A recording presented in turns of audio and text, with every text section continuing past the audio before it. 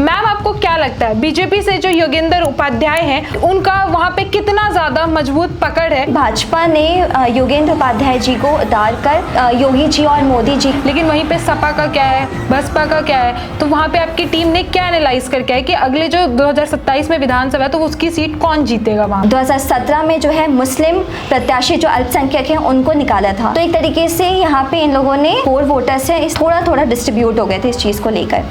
और बात करें कि भाजपा। नमस्कार, मैं हूं साक्षी सिंह और आप देख रहे हैं पब्लिक संपर्क। आज हम एक फिर से नई यूपी सीरीज में नए विधानसभा के बारे में बात करेंगे, आगरा साउथ। आज हमारे साथ फिर एक बार जुड़ी हैं खुशी मैम, तो आज हम उनसे पूरा एनालाइज जानेंगे आगरा साउथ में। मैम आपको क्या लगता है बीजेपी से जो योगेंद्र उपाध्याय हैं उनका वहाँ पे कितना ज्यादा मजबूत पकड़ है? तो Agra south basically BJP dominated area रहा है 2012 से लेकर 2022 तक।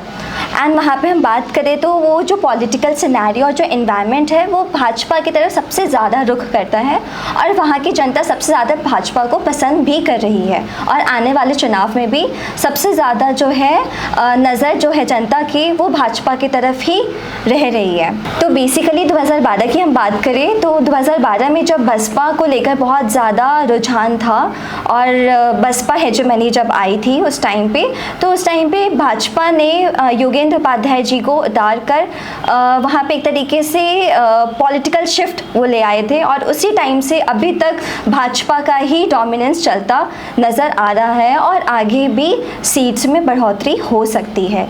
ये है प्रॉपर अभी करंट सिनेरियो आगरा साउथ का।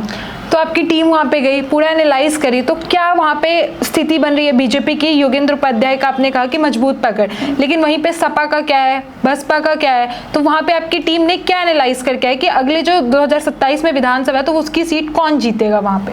जी, तो बात कर रहे हैं हम पॉलिटिकल सिनेरियो की। सारे जितने भी पॉलिटिकल पार्टी अभी एग्जिस्ट कर रहे हैं और अलायंस में लड़ रहे हैं, वहाँ पे एक्टिविज्म मोड स्टार्ट है या नहीं है या कितने प्रतिशत है, उस सब के बारे में हम बात करेंगे। धीरे धीरे करके मैं आपको बताती हूँ। तो 2017 की बात करें पॉलिटिकल समरी की, पोल्स एनालिसिस बेसिकली, तो जो योगेंद्र उपाध्याय जी हैं भाजपा से वो लड़े थे तो उन्हें प्रॉपर टोटल वोट्स मिले थे 1,11,882 और जो कि वोटिंग शेयरिंग उनकी थी 51.51%।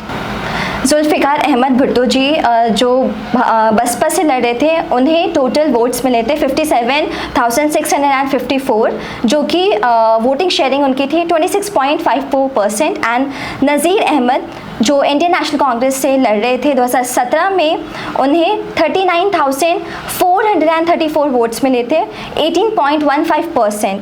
और जो टोटल इलेक्टर्स उस टाइम पे थे, जितने मतदान और मतदाता थे 3,48,412 एंड टोटल वैलिड जो वोट्स पुल्ड अप किए गए थे उस टाइम पे 2017 में 2,17,225 और जो मार्जिन ऑफ विक्ट्री जो रहा था योगेंद्र उपाध्याय जी और जुल्फ़िकार अहमद भुट्टो जी के बीच में वो था 54,225 वोट्स बेसिकली मार्जिन था, विक्ट्री मार्जिन।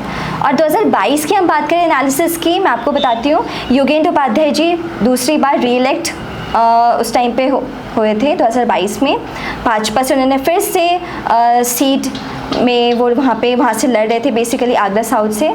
1,09,226 वोट्स उन्हें मिले थे 52.39%।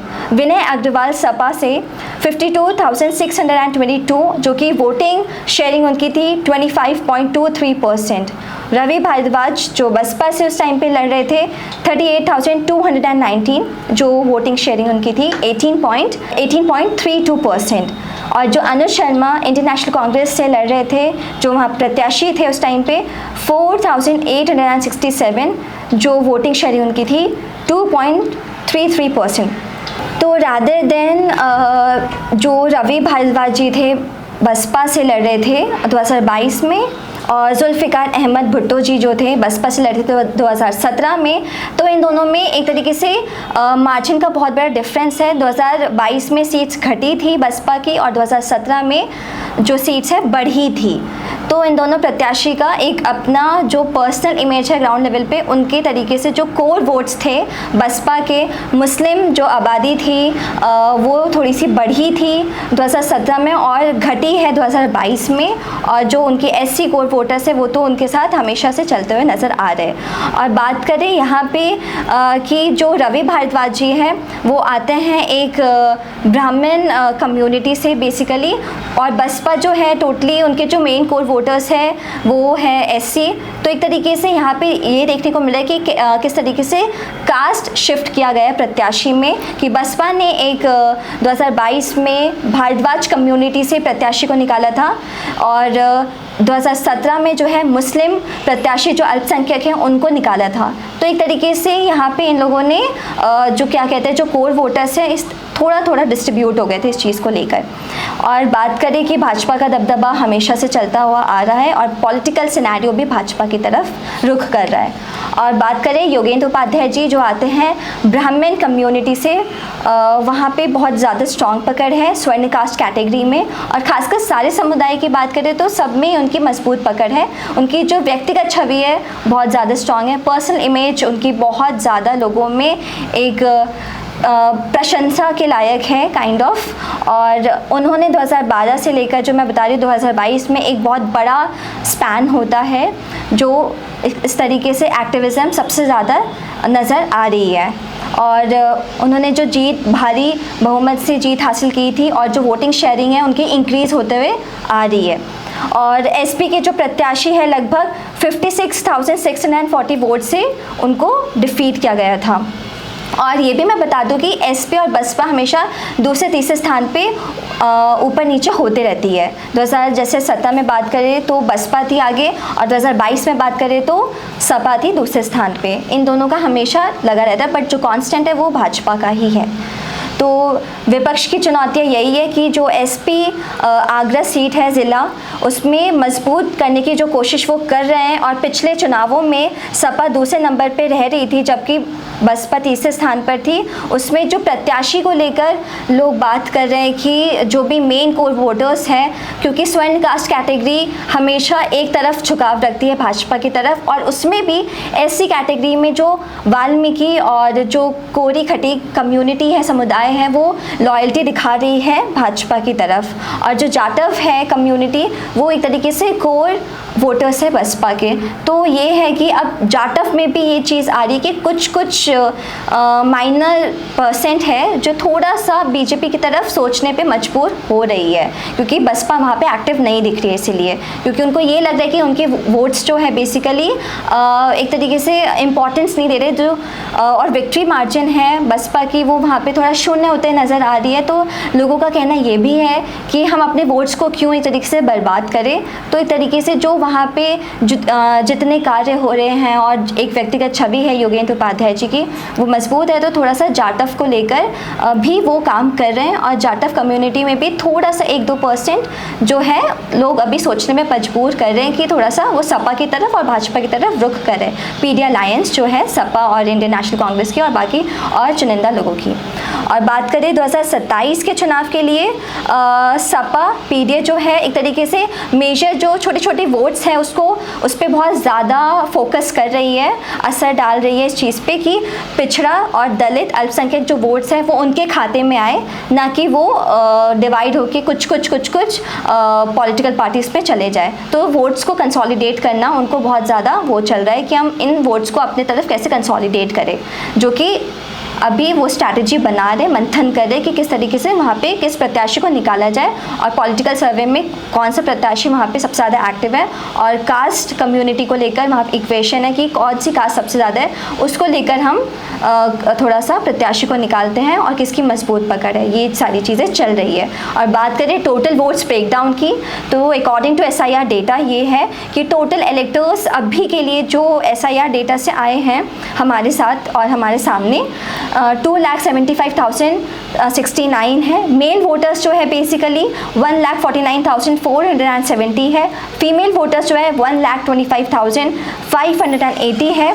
और कास्ट इक्वेशन एंड सेंसस की बात करें तो मुस्लिम पॉपुलेशन वोटर्स जो है 75,000 to 85,000 है। वैश्य जो है 55,000 to 60,000 है। ब्राह्मण्स 45,000 to 50,000 है। ओबीसीज की बात करें तो 20,000 to 25,000 वोटर्स है। सिंधी राजपूत जो है 30,000 वोटर्स है। बेसिकली ये पूरी कास्ट इक्वेशन है इस विधानसभा क्षेत्र की।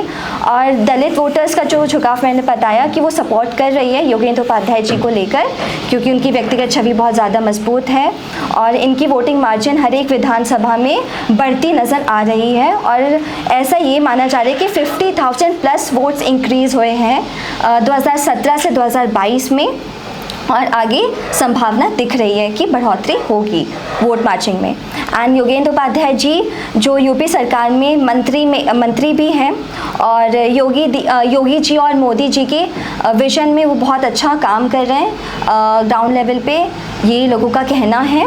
और भाजपा की जो ख़राब सिचुएशन रही थी 2012 में, उस को भी एक तरीके से उन्होंने पॉलिटिकली शिफ्ट किया गया और वोटिंग क्राइटेरिया को उन्होंने शिफ्ट करके भाजपा की तरफ लोग 2012 से 2022 तक नज़र आते हुए दिख रहे हैं कि वहाँ पे है मजबूत स्ट्रॉन्ग कैंडिडेट, और आगे भी उन्हें मिल सकता है यहाँ से टिकट, और स्ट्रॉन्ग कैंडिडेट की तरह नज़र उभर के आ रहे हैं जनता के बीच में।